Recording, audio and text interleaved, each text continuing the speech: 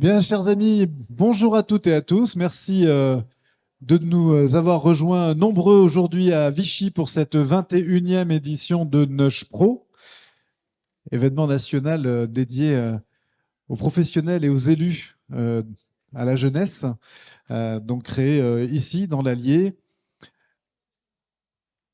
et qui aujourd'hui mobilise, selon nos inscriptions, environ 450 participants. Donc merci de votre mobilisation. Je salue notamment nos amis des Outre-mer, de Guyane et de Guadeloupe notamment. Ils sont où? Ils sont là. Ouais, on les applaudit, s'il vous plaît. Ils ont fait un long chemin pour venir nous voir et je pense qu'ils ont aussi des belles choses à nous raconter. Et on aura le temps pendant ces 3 jours de se poser, d'échanger vos pratiques du quotidien, d'échanger vos points de vue, d'échanger vos expériences. Et puis, on va pendant ces 3 jours essayer de vous éclairer en s'appuyant sur ce qui a été fait, sur ce qui pourrait être fait. Hein, on parlera avec des universitaires, mais on parlera aussi avec des élus de terrain et des techniciens qui sont au contact régulier des jeunes. Alors, on verra passer à cette tribune des élus en charge de la jeunesse, mais je voulais aussi faire applaudir, et j'aimerais qu'ils se lèvent, des jeunes élus qui sont ici conseillers départementaux des jeunes de l'Allier, et on en a 10 sur 64, donc je leur demande de se lever, puis je vous demande de les applaudir.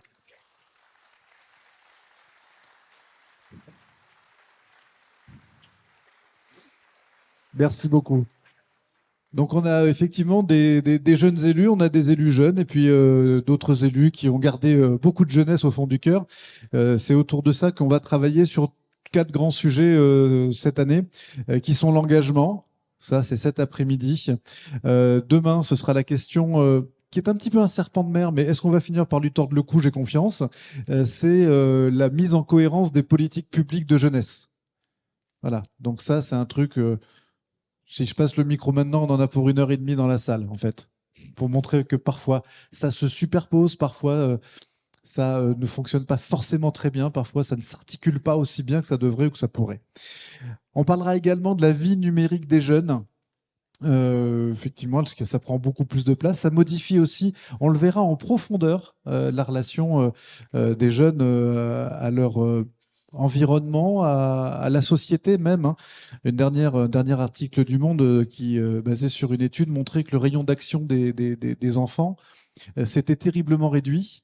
Un certain nombre d'entre vous allaient à l'école primaire à pied, 2 km, peut-être 800 mètres. Aujourd'hui, on estime qu'effectivement, un jeune en âge primaire et même collège, ben, les parents accompagnent jusqu'à la grille, que leur rayon d'action s'est largement réduit, que les téléphones portables sont une fenêtre vers le monde, et la chambre est devenue ce qu'on appelle le nouveau terrain vague, c'est-à-dire ce lieu de rencontre entre les jeunes qui n'est plus forcément un lieu physique.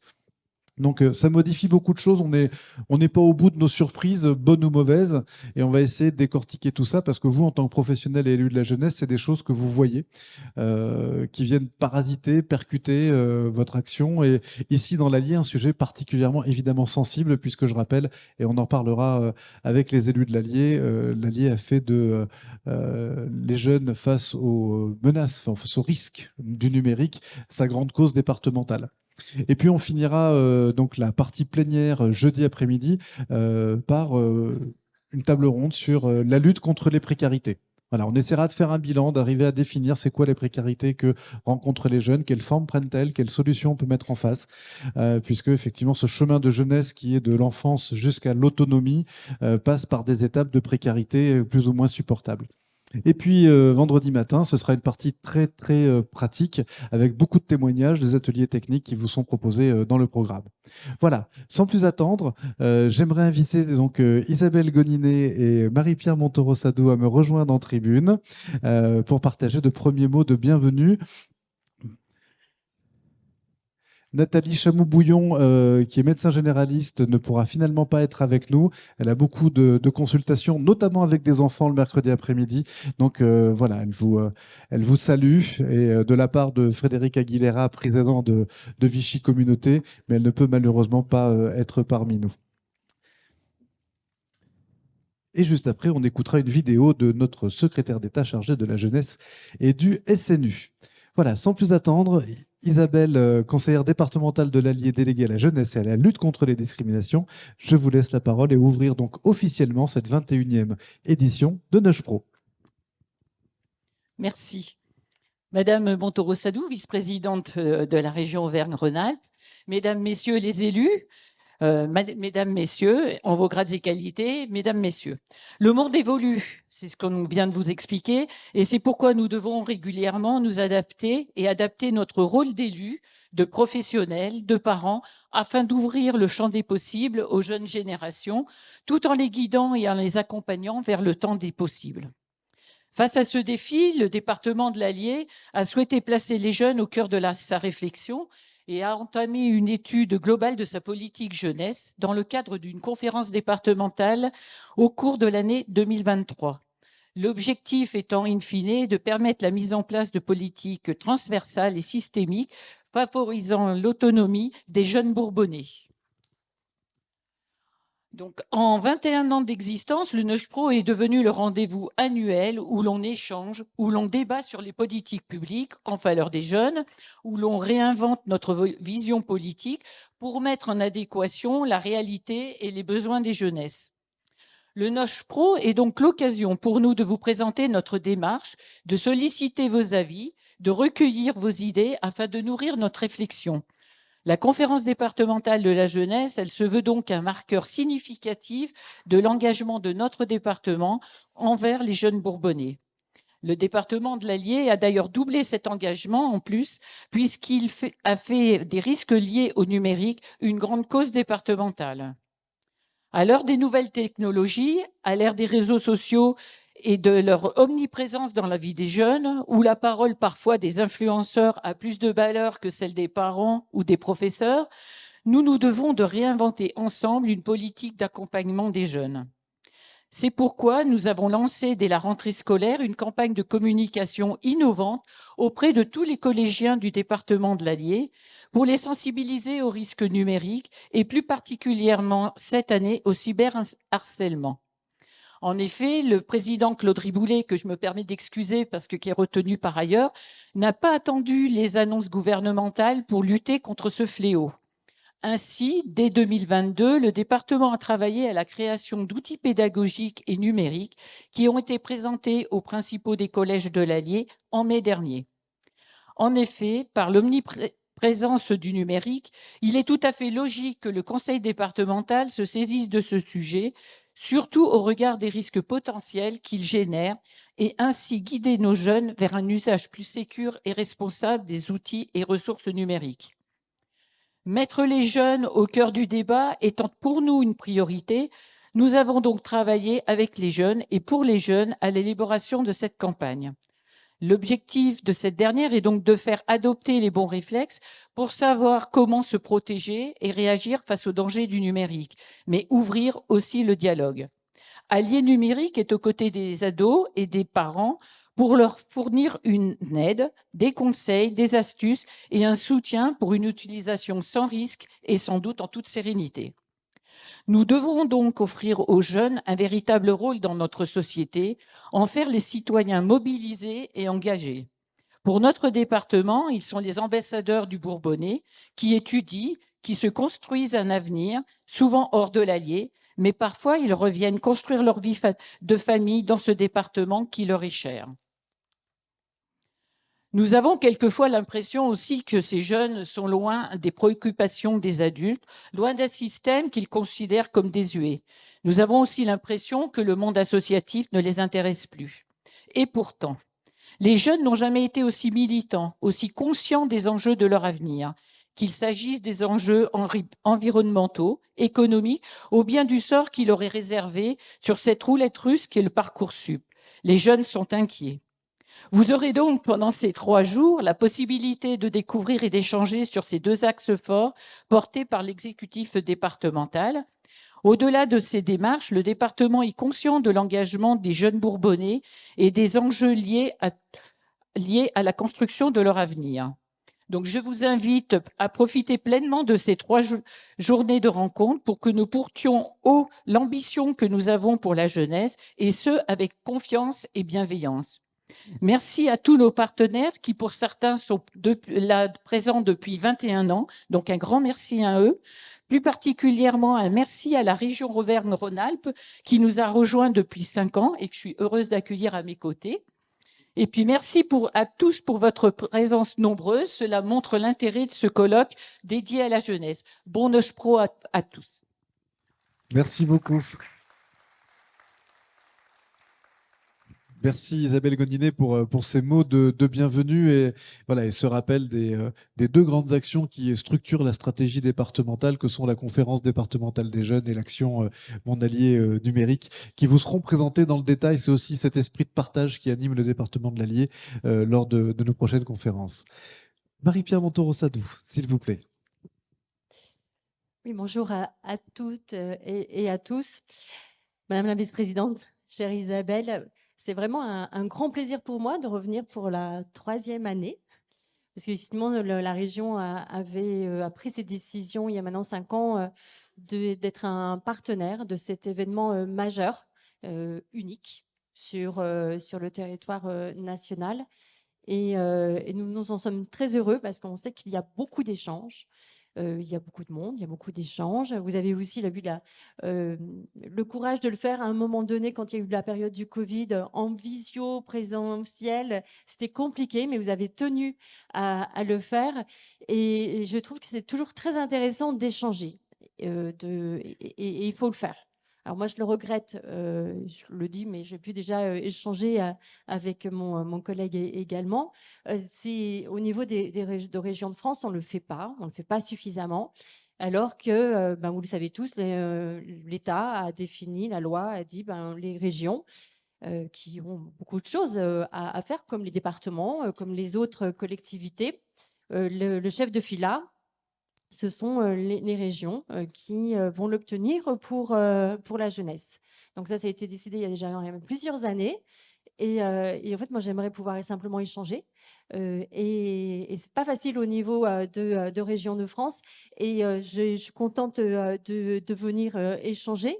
Alors, je pourrais pas participer à tous les ateliers parce qu'il faudrait qu'on en parle, mais chaque fois, ça tombe en même temps qu'une assemblée plénière. Donc, il faut que nos présidents se mettent d'accord. Et donc, demain et après-demain, on est à l'assemblée, notamment pour notre débat d'orientation budgétaire. Et forcément, quand on va parler de débat d'orientation budgétaire, on va parler politique jeunesse, mais on y reviendra un peu plus en détail tout à l'heure au niveau de l'atelier, parce que bien sûr, nous, ce qui nous importe, une ligne conductrice forte qui a été voulue par le président Laurent Wauquiez, c'est l'engagement des jeunes et c'est la valorisation de ce que font les jeunes, de gratifier ceux qui se donnent les moyens d'eux.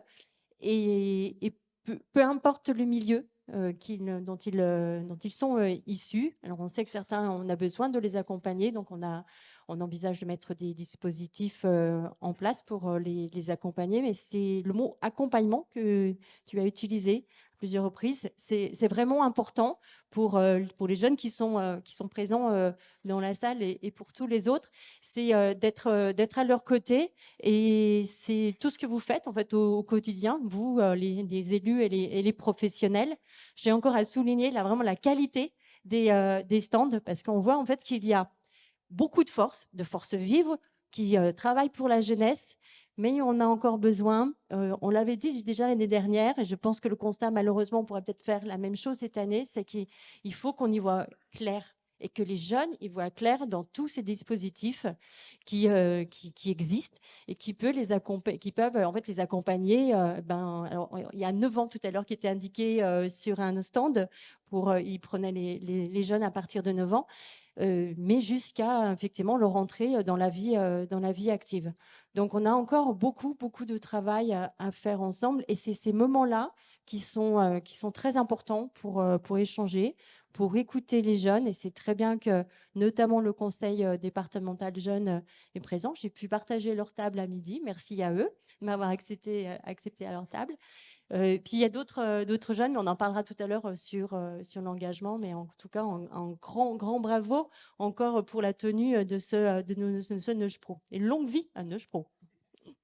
Merci beaucoup.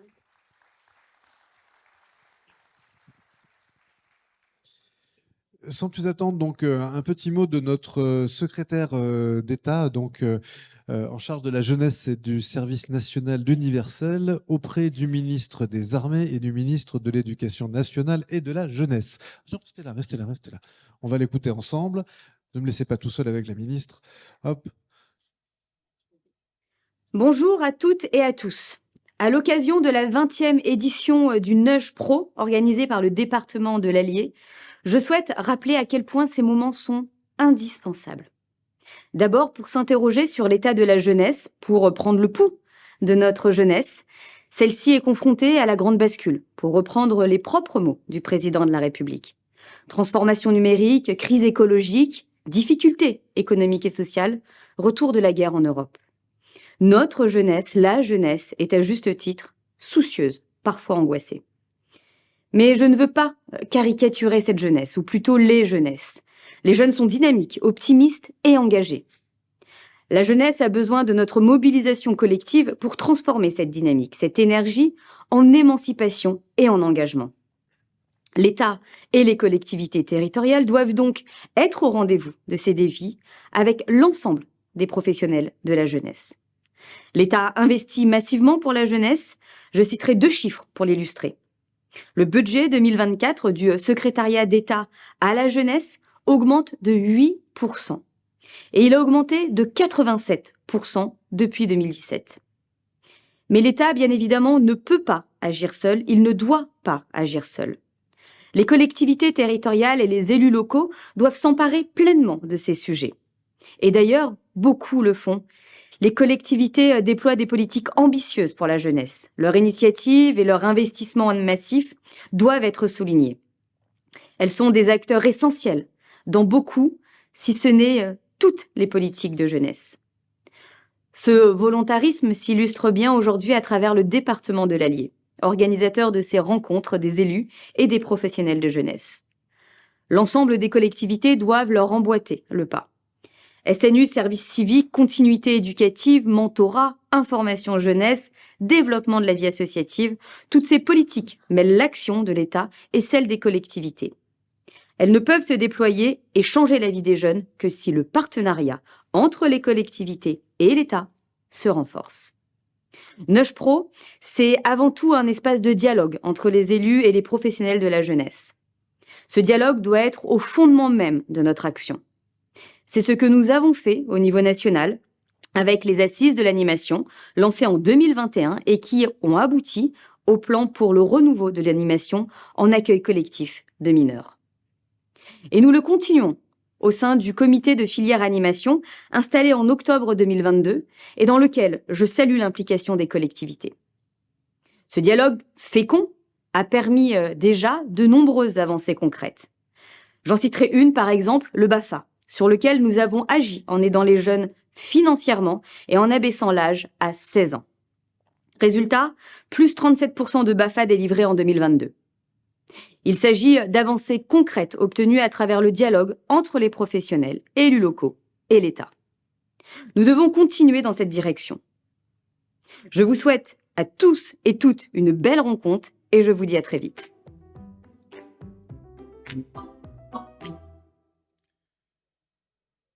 Merci Madame la Ministre.